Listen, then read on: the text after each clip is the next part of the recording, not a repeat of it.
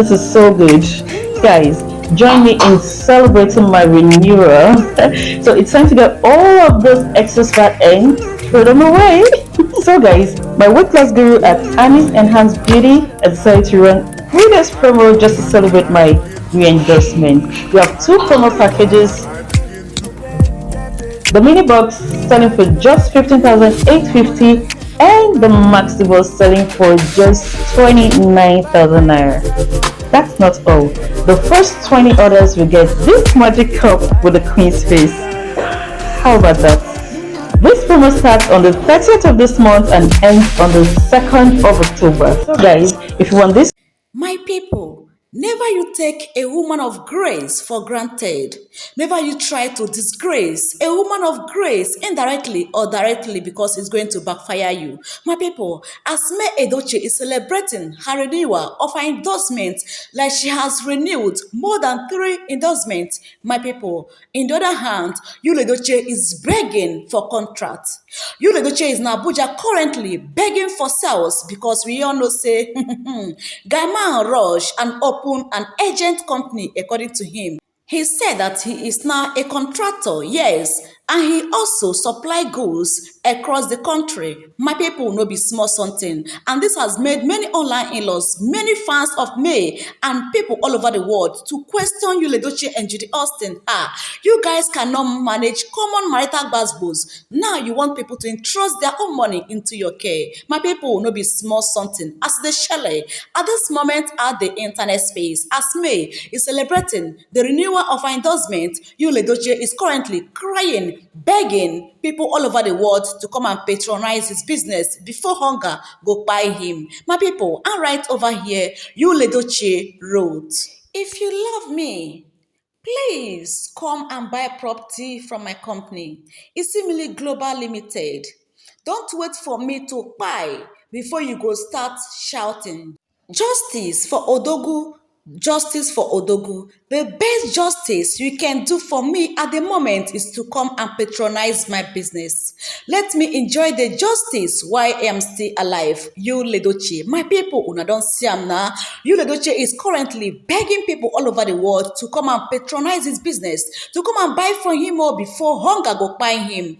We could remember when he was fully married to May Edochie, the grace of May has been carrying this man all along. I never appreciated what God has done in his life by giving him a woman of grace in person of May Edochie. But now, Guy Man is the one begging at the internet, begging for money to buy food, begging for money to take care of the second wife, Judy Austin. My people, this is indeed a shocking reality of life. I say again, never you try to disgrace a woman of grace. Never you take a woman of grace for granted because it's going to backfire you. Because you will go from zero level, just like what is happening to our legend before in person of Yul Edochie. Yul Edochie at the moment is currently going from grace to disgrace, all because he tried to disgrace a woman of grace. Imagine, my people. Hey. For more updates, my people, kindly subscribe and turn on your bell notification. Share this video and let's go more in detail in this amazing update. Keep on watching. Kindly leave your own opinion down in the comment section. Excellencies, governors, my dear brothers, honorable ministers here present, our royal fathers, our leaders in Ohanese and Ndibo, ladies and gentlemen, all protocols observed. I'm deeply honored by the invitation to address you today. Prior engagements unfortunately prevented me from joining you at home, but I'm happy to be able to make this keynote speech. Let me start by congratulating you on this extraordinary gathering of Southeast leaders coming together to consider the economic and social development of the region. I would say it's about time. Difficult times warrant extraordinary measures. Nigeria is going through tough economic times in a context in which the world is in crisis and uncertainties, whilst at the same time changing rapidly. If today's initiative or gathering succeeds and delivers concrete results, then I hope it will be the start of a journey to improve the lives of the more than 23 million people who live in Abia, Anambra, Ebonyi, and Enugu and Imo states, and it could do much more than that. I'm convinced that a re-dynamized Southeast has the potential to become a beacon of development, good governance, and stability in our country. A re-dynamized Southeast can give our young men and women hope and make them feel part of the changing, digitizing world. It will minimize their desire to undertake dangerous journeys in the Sahara Desert or Mediterranean Sea. But to give hope, we must grapple with and fully own our own problems whilst looking to the many available solutions. The Southeast has so many talents and opportunities, and I think we can plan how to exploit them all to the benefit of the region and its people. On our challenges, I'm sure you expect me to mention the big gaps in infrastructure and services.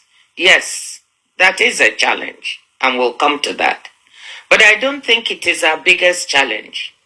Our biggest challenge in the Southeast is ourselves. I need to speak frankly. We have too often been our own worst enemies. We have allowed ourselves to be divided.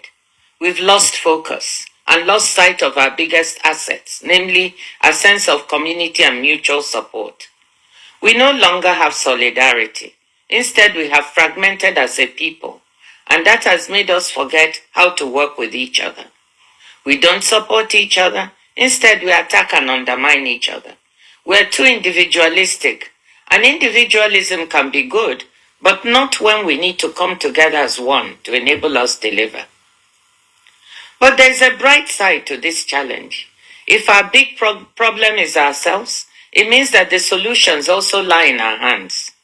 If we can build a sense of common purpose and cohesion, we can solve the other problems. To do this, we need to exercise joint leadership, and that is precisely why it is so important that you're taking this step today. Our other big challenge is security.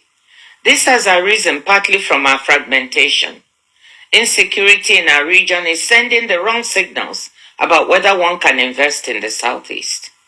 I want to commend the governors on the recent progress on this front, including mobilizing the NSA and the federal government to assist. The lesson for us is clear. You cannot have development without security, and you cannot have security without development. And to have both, you need good governance. Sustained growth and development are impossible amid repeated sit-at-home orders from one or the other group. To take this region forward, the security problem needs to be solved.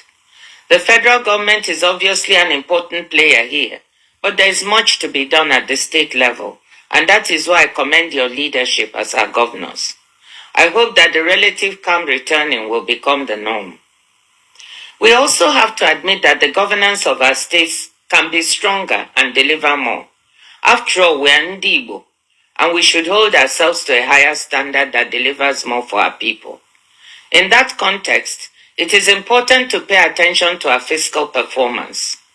There's a very good report on the state of states by the CSO organization called Budget that ranks all 36 states in terms of various aspects of fiscal performance: dependence on FAC allocation, growth of internally generated revenue, spending on capital projects versus recurrent expenditures, level of indebtedness, etc. The 2022 edition of the report shows that while our states are not doing too badly compared to others on many of these indicators, in fact, Ebonyi ranks consistently among the top 10 in all the indicators, while Anambra ranks among the top 10 in 3 of the indicators. But our states are not doing too well either. We need to do better on internally generated revenue. We need to keep our borrowing down and improve our capital expenditures. Governors, state legislators, and local government chairs must continuously ask themselves, are we using our FAC allocation wisely, transparently, and effectively? Can we generate more revenue internally? And how do we do it while still motivating our productive sectors and factors? Are we taking on too much debt? Are we even spending the amounts borrowed effectively? What can we do to improve our spending on capital projects? Keeping these questions constantly in your mind, something I did when I was a finance minister at the federal level, helps ensure that state and local government monies are channeled in directions that truly deliver for people. We know that one of the biggest challenges that we have is infrastructure. We alluded to that earlier. Specifically, access to electricity and good roads are vital to future progress. People will say that it's largely a federal government responsibility. And yes, to a great extent this is true. But there is much the states can do. We have federal roads and we have state roads. The federal government has privatized electricity generation and distribution, yet things have not really improved as much as we would like because of discontinuities in the system. But I see this privatization as an opportunity Southeasterners can seize to improve the situation in the region. One of our foremost citizens, Professor Barton Naji, has already shown what one man's ingenuity and drive can do. He may not have got it all right, but he has shown how we can try to solve some of our problems in the power sector.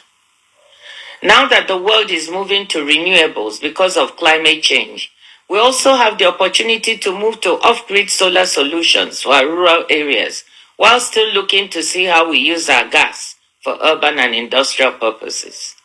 The Rockefeller Foundation in New York, together with some partners, is working on solar and battery storage solutions that can attack energy poverty in developing countries. They are looking at working in Nigeria. Can we attract them to the Southeast? Let me dwell on a few other opportunities we can seize to develop economic activity in the region. Our biggest resource in the Southeast is our human resources. Ndị Igbo dị entrepreneurial. Anyị ma alụ ọlụ. Anyị ma ịzụ afịa. Some of the biggest entrepreneurs and industrialists in Nigeria are Igbos. Many micro, medium, and small enterprises that thrive in Nigeria, West Africa, and elsewhere are run by Ndị Igbo. Have you ever been to the market in Niger, Burkina Faso, Cameroon? I have.